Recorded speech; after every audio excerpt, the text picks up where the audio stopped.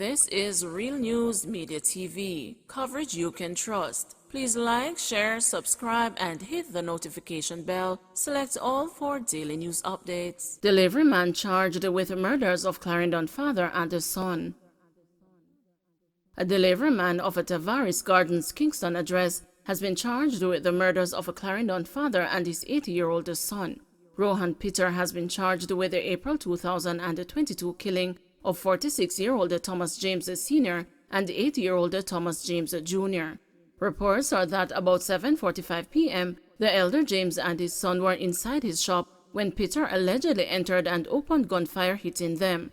The police were summoned and they were taken to the hospital. James Jr. was pronounced dead on arrival, while James Sr. succumbed to his injuries on Friday, June 17. Peter was arrested following intense investigations. He was pointed out during an identification parade and charged following an interview. His court date is being arranged. Jamaicans refuse the boarding in Panama. Foreign Ministry intervenes. Minister of Foreign Affairs Kamina Johnson-Smith says steps are being taken to get information on why Jamaicans were denied boarding in Panama. Johnson-Smith says the ministry has been made aware that 6 nationals traveling to various destinations through Panama were refused the boarding on their connecting flights. According to her, the relevant airline was not forthcoming on the reasons for refusal. She said Jamaica's honorary consul in Panama tried to assist.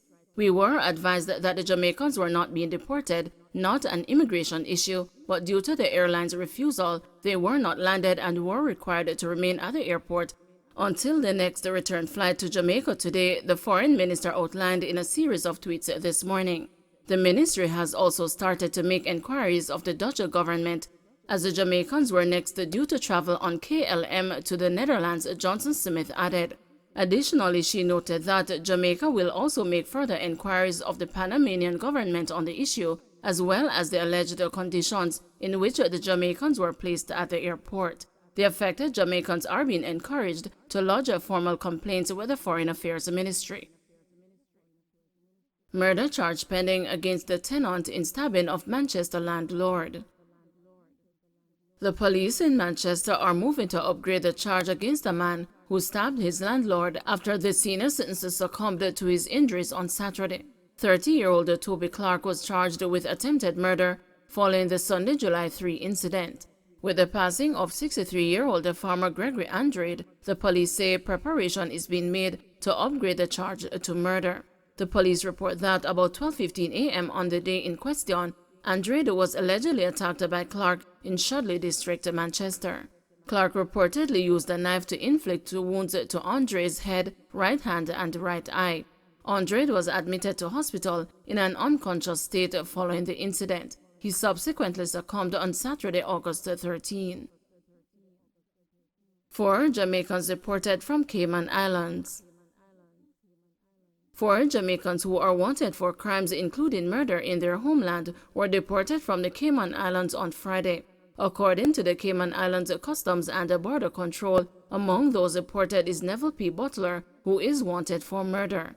Butler had been hiding in the Cayman Islands since July after he entered the country illegally by boat with another Jamaican, Rudolph Shaw, who has since been deported and charged with 1 count of murder. The only other named Jamaican deported on Friday is Ravan L. George, who was wanted for serious offenses. The 2 other unnamed associates of the Jamaicans are wanted for questioning in connection to serious offenses. 1 man was in Cayman Islands illegally, while the other was in the country on a work permit, which was revoked by the authorities. All 4 men were arrested in Cayman during operations on August 6. Illegal gun and ammo seized in Westmoreland raid. The Westmoreland police today seized a firearm in 3 Mile River District in Frome. The police report that a search warrant was executed at a premises during a special operation. During the search of the house, a homemade handgun and 3 12-gauge cartridges were found inside a bedroom, according to the police. The occupant of the house was arrested in relation to the seizure. Investigations are ongoing.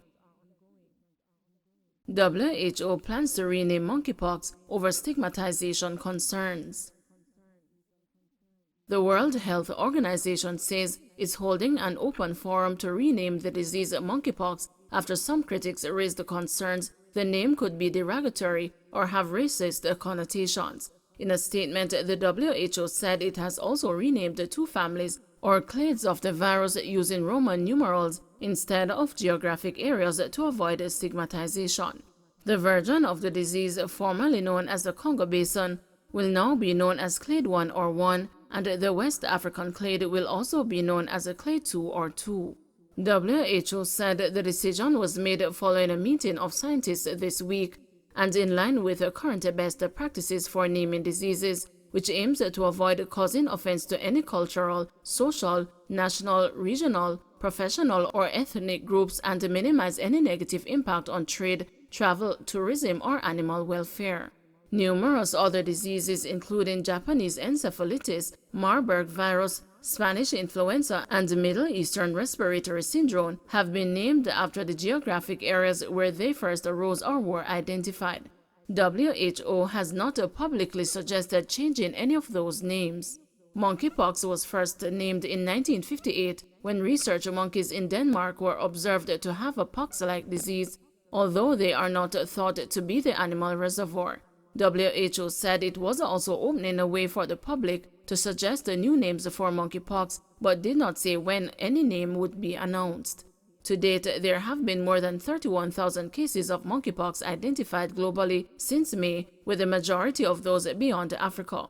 Monkeypox has been endemic in parts of Central and West Africa for decades and was not known to trigger large outbreaks beyond the continent until May. Circumstances under which alleged crime bosses got gun permits trigger high-level probe. A news probe has uncovered troubling details about the processes that resulted in two alleged crime bosses getting gun permits, one of which triggered investigations into several high-ranking members of the police force. An unnamed suspected arms supplier to the underworld had a two-gun license, while Anthony Daniels, who is facing extradition to the United States on drug trafficking charges, had one, the Firearms Licensing Authority has confirmed. The disclosures have triggered a public outrage and demands for an explanation and the persons to be held accountable. Daniels' case was the more egregious and reeks of corruption, a whistleblower charged during an exclusive interview with the news. He had convictions in the U.S. for drug trafficking crimes at the time he applied for his gun license in September 2013. But he checked the no box on the application form when asked whether he had any criminal convictions in Jamaica or overseas, according to the whistleblower and records reviewed by the news. The application was approved by the FLA Board of Directors in April the following year, and he was given a permit for a 9mm pistol, records show. Anthony Rudolph, a businessman with no criminal conviction, submitted his second gun permit application to the FLA in 2015. Much like his first and third applications in 2009 and 2019, it was rejected because he could not convince the state agency of his need for a gun, he recounted. They came to my house, inspected my safe, talked to my neighbors and visited my place of business, and I still didn't get it, Rudolph told the news. It's like the lottery, you have to be lucky to get it legitimately. A month after Daniels got his gun license, a report dispatched by the National Intelligence Bureau of the Jamaican police to the FLA board exposed his assertion that he had no conviction as a lie. Mr. Anthony Daniels was also deported from the United States of America in February 2003 for conspiracy and possession with intent to distribute marijuana, read a section of the NIB report dated May 2014. It took almost a year, but the FLA board, chaired at the time by Robert Gregory, took a decision to revoke the permit while leveling scathing criticisms at Daniels. None of the documents seen by the news had Gregory's signature. Intelligence report reveals that the applicant is not considered a fit and a proper person to be armed. He was not truthful in completing the application form as it relates to his conviction abroad, the board said, explaining its decision. The revocation was communicated to Daniels by a letter dated March 5, 2014, which again underscored that he was not truthful about his convictions.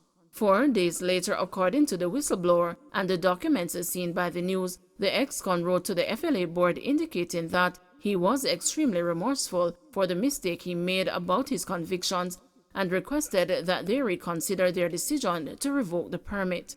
This serves to say that not being truthful on the application is a serious offense, not to mention the fact that the crime I was charged for abroad is a serious offense, he wrote in the letter seen by the news.